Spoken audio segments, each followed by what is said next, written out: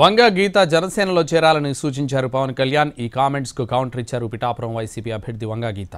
తాను కూడా పవన్ ను వైసీపీలోకి ఆహ్వానిస్తే ఎలా ఉంటుందని ప్రశ్నించారు. పవన్ చెప్పినట్లు పిఠాపురంలో మెజారిటీ కోసమే ఎన్నికలు జరుగుతున్నాయని, అది వంగ గీత మెజారిటీ కోసమే అని అన్నారామె. పవన్ కళ్యాణ్ వి దింపుడు కళ్యాణ్ ఆశలని విమర్శించారు వంగ గీత. వంగ గీత గారిని కూడా మీరు తెలుసో మీ అందరికీ తెలిసి ఉండొచ్చు.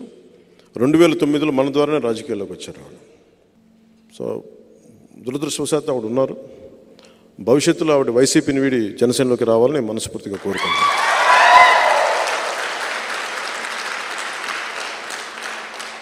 అలాగే కాకినాడ పార్లమెంటు కూడా మనదే. ఇద్దరు రెండు పార్టీల తరఫున అభ్యర్థులు. ఆయన మా పార్టీలోకి వచ్చేయండి, మా జగన్ గారికి ప్రజల జనం గుండెల్లో ఉన్న జగనన్నతో సపోర్ట్ చేయండి అంటే ఏమైనా బాగుంటుందా చెప్పండి. రాజకీయంగా పోటీ చేస్తున్నాం, పోటీ గురించి మాట్లాడాలి, ప్రజల గురించి మాట్లాడాలి.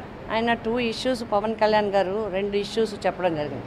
ఒకటి లక్ష ఖర్చు పెడతారు అని. ఈ డబ్బులు గొడవ ఏంటి? ప్రజలంటే ఓటర్ అంటే ఎంత పవిత్రంగా చూడాలి.